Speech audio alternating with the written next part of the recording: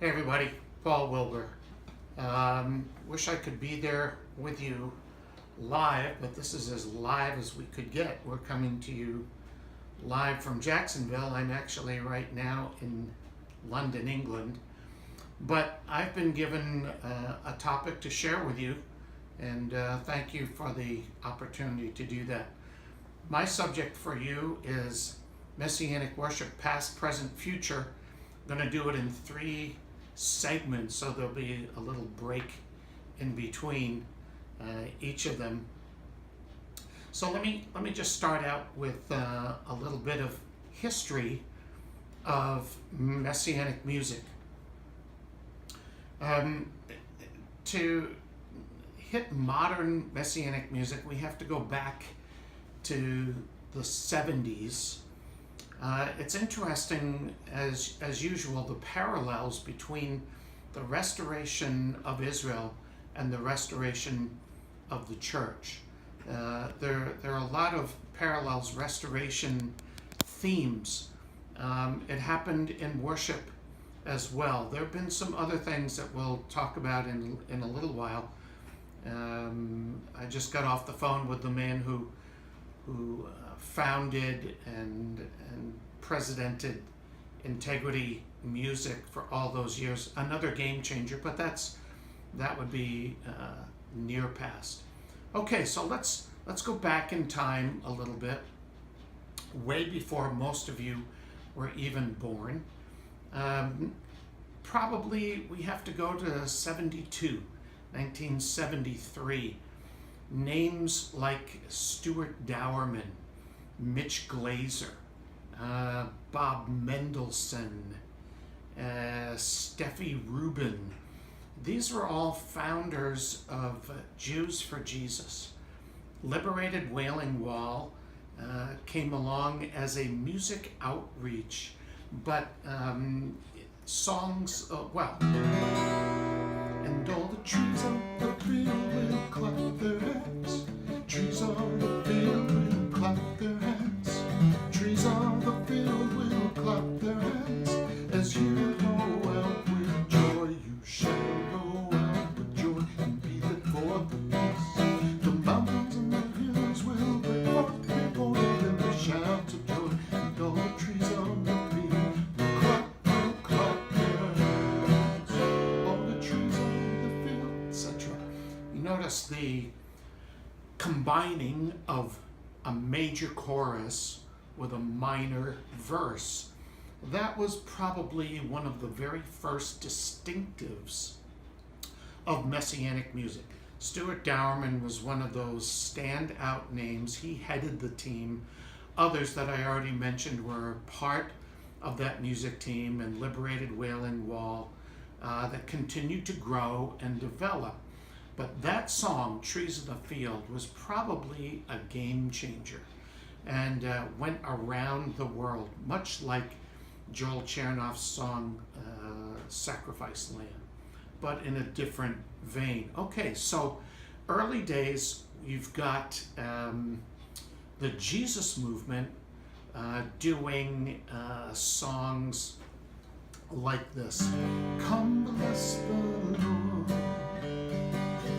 all the servants of the Lord, who stand by night in the house of the Lord. Lift up your hands in the holy place and bless the Lord, and bless the Lord. Simple choruses, simple verses. Usually in the Jesus movement, New Covenant verses set to simple choruses, A-B form, a verse and a chorus, no bridge, a lot of repeats.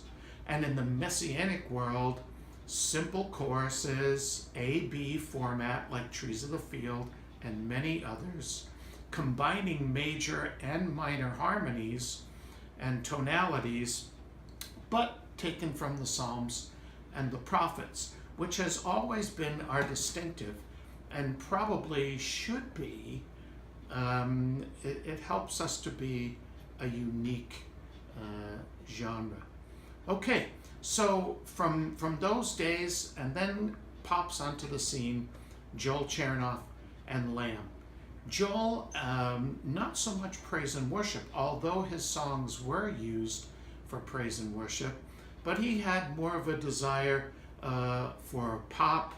He infused a lot of hooks into his songs. That was where they all began, and his partner Rick Coggle would take those hooks and help develop. But Joel was really the songwriter and the leader of the team. His stuff was incredibly popular, crossed over into the contemporary Christian realm, had a lot of radio airplay, but we used a lot of Joel's unique songs in our congregational worship. That took us up into right around 1980, 81, when another outrageously popular group came on the scene called Israel's Hope. Mark Chapinski, Renee Block, who, by the way, just is about to turn 91 years old. Yes, I said 91. And myself. We were Israel's Hope, and we began to write and record together.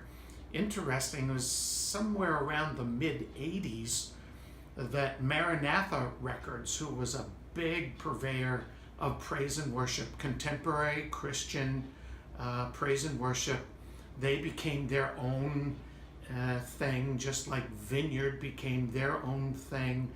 And then later on, Integrity Music, also in the mid-80s. But one day I got a call in our office, Israel's Hope office, and Maranatha Records said, hey, you know, this Messianic music seems like it's going to be around for a while. We'd like to do some records. How about, would you like to sign with Maranatha? And I thought, wow, that's pretty cool.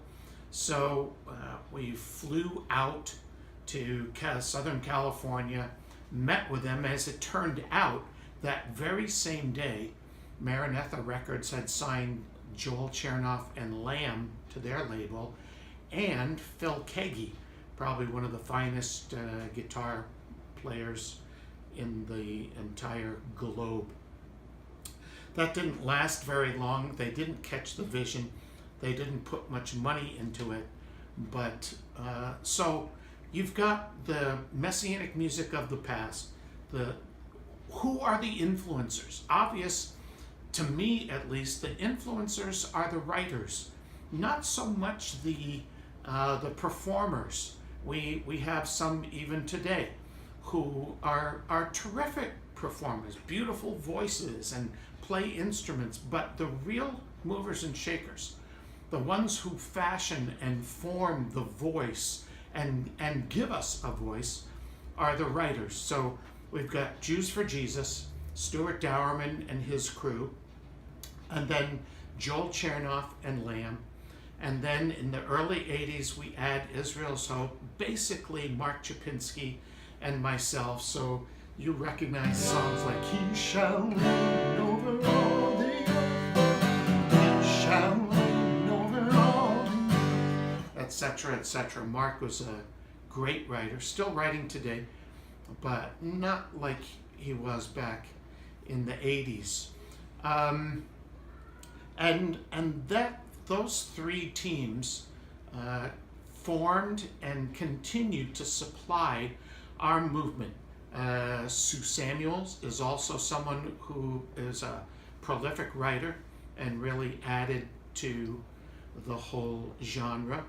And she's still at it today. I know when I start to mention names that I'm going to get in trouble because I don't mention everyone, but there's some among you who are even sitting here today that I believe God has his hand on to be the voice of our future.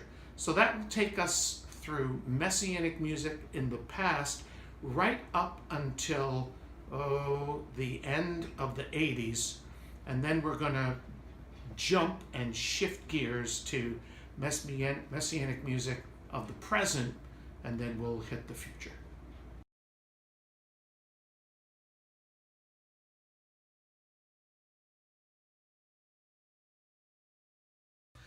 So in the last segment, we were talking about the historic past. I just happened to find this sitting in my library, Lamb Favorites. This is, remember I said that the writers are the ones who shaped the course of the worship, not as much as the quote-unquote performers. Of course, the worship leaders had to pick it up, the cantors, the worship leaders that played that dual role, like I did at Beth Messiah, Joel and Lamb at Beth Yeshua, and others, of course. But Joel was one of those shapers of the past.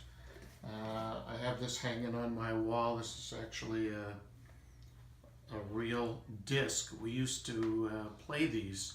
Maybe you've heard of record players, phonographs, big discs about this size, black, round. You put them on, they spin around, and a needle goes, scratches, and somehow the music comes out. Anyway, so this is just a blast from the past. I don't have a recording, any of the recordings of Liberated Wailing Wall. Although I would say, and then there was one that I didn't mention, also David Loden, who's been writing, not a Jewish guy, but has been living and writing in Jerusalem for all these years. I mean, by the time I came to know him in 1981 at Beth Messiah, he'd already been in the land, I think, for 10 years and had series. He's the one who wrote Roni, Roni, Batzion, Hadiu, writing mostly in Hebrew from the Psalms, from the prophets. So David Loden's also a name that bears mentioning from the past. Okay, so what about today? We're still eating off of the work probably of the 90s and the first decade of the 2000s. Where we bring in someone like Marty Goetz, for Zion's sake I will not be silent, and Sue Samuels, who I mentioned earlier. There is now today a whole crop of writers in Israel, Shoshani, and now more recently Jamie Hillsden. I used one of his songs on my last recording.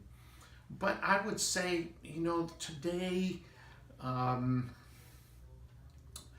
my stuff, hope this doesn't sound too whatever, but in the 90s, I wanted to step up, if I can say that, our Messianic literature.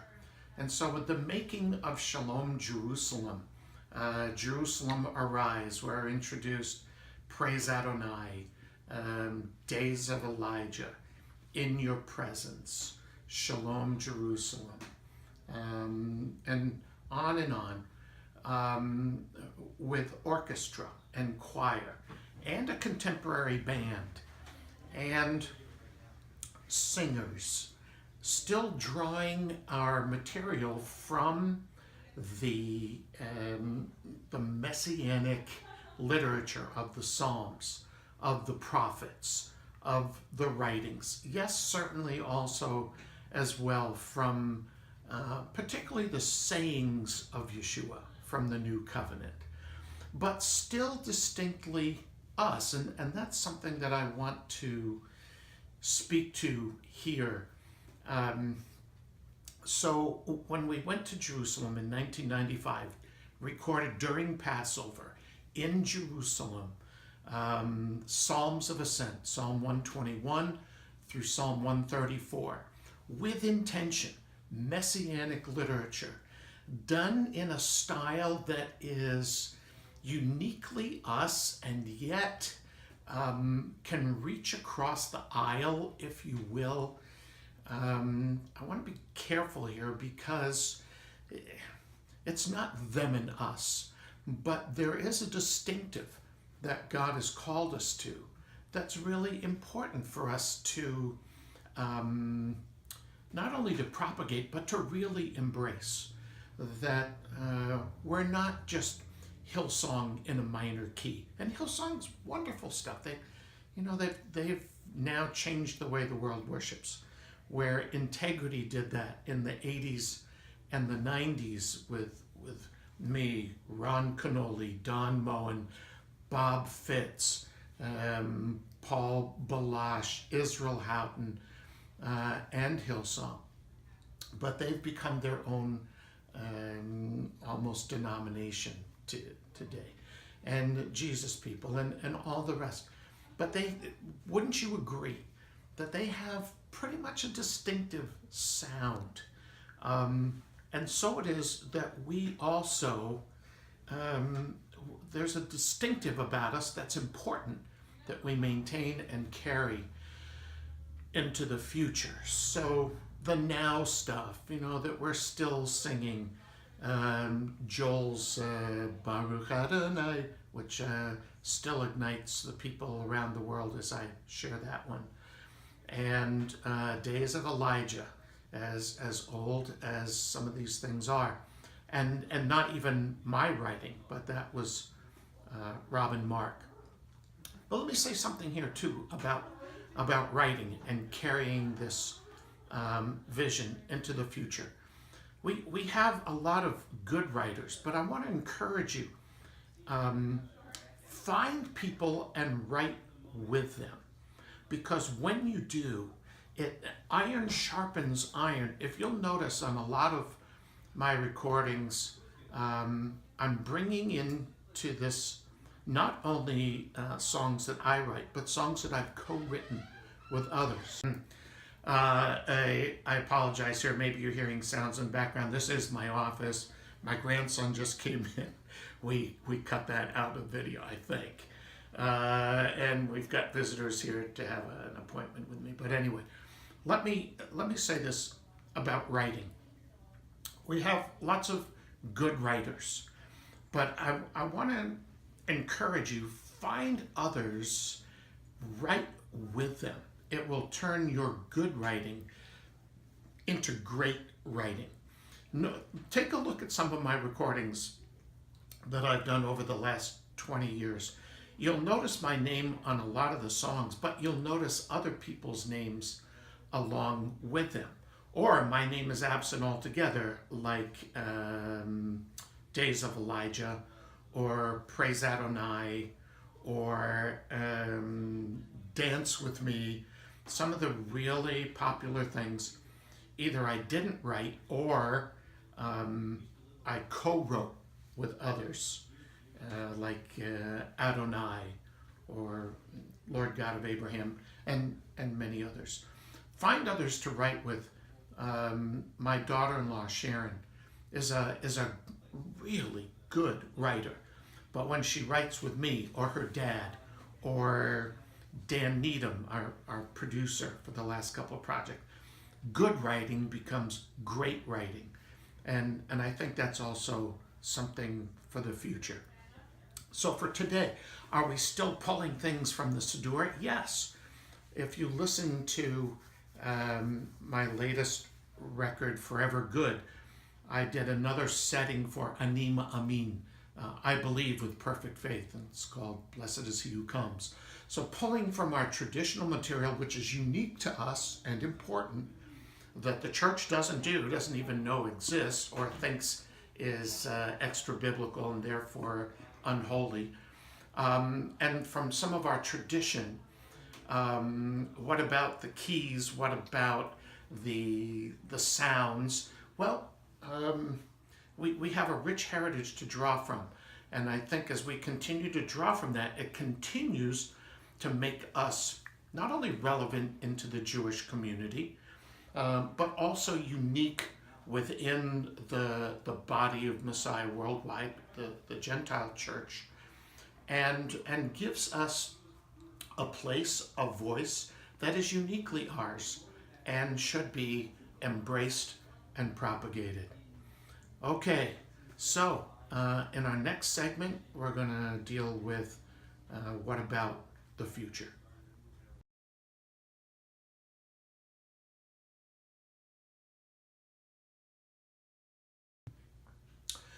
So, in this last little segment, let's talk for a few minutes about the future. What will the future of Messianic music look like, sound like? Should there be some kind of connection to what was, what is? I'd encourage you to take a look around the room. We have our Joshua Aarons and Nate and Sharon Wilbur or Shay, and the list goes on. There's also a whole crop of young people that are writing in Israel, all in Hebrew. That would be an awesome well for us to utilize and dig around in, as well as to be a supplement to. Every 2 years, the Israel Alliance gets all the congregations together, and they have a couple evenings of worship presenting the best songs of all the congregations. They're not all in Hebrew, but it certainly wouldn't hurt. There are writers like Jamie Hillston that I mentioned earlier that writes in English and Hebrew, and you can get some of the flavor of both. But the point of it all is, what and who is the future of Messianic music? Well, take a look around you. You are the future of Messianic music. You're the new Joel Chernoffs and Paul Wilburs and Marty Getz and all the rest. You are the ones to be digging out the new riches. Is it good to incorporate some of the stuff that's out there in our brothers and sisters in the church? Absolutely. But I think it's also important that we maintain, as I believe I said in the last segment, the richness of our heritage. It's unique. I hear as I travel, all around the world, that people just love the sense of the rootedness. And a little bit of Hebrew, of course, goes a long way, but not to cast off because it's not contemporary enough. It'll be contemporary enough if you're writing it. It'll be millennial enough for the ears if you are creating it. So where's the future going? I don't know. I continue to write with younger people. My last project, Forever Good, as you listen to that, you'll know I did pull from Israel, and I'm writing with younger people to try. The sound is different than it was back in the 80s, and you're the carriers. The Siddur is the Siddur. Our history is our history, and to take some of that, you'll notice that on my new project, I hate to keep referring to what I do, but it's what I know. The prayer Ani Amin, I believe with perfect faith, and I put that together with Psalm 118 and wrote a second verse of what I believe, and that became a new song. That's on the newest project as well, and now in Spanish. Don't forget, there's this whole Hispanic community out there of tens of millions of believers who are passionate for our style of music, and don't forget them while you're writing. Spanish is continuing to grow and be a part of our future, our Sephardic brothers and sisters. Okay, so I think you got it. The past was us guys who are now grandparents. The present, some of us are still a part of that, but you are the future. Dig up these wells and find out what lies there, and we'll be blessed to hear and see what you're doing. Thank you for spending this time. Thank you for the invitation. And I look forward to seeing you all again soon somewhere down the Messianic road. Yivarechecha Adonai v'yishmerecha. The Lord bless you and keep you.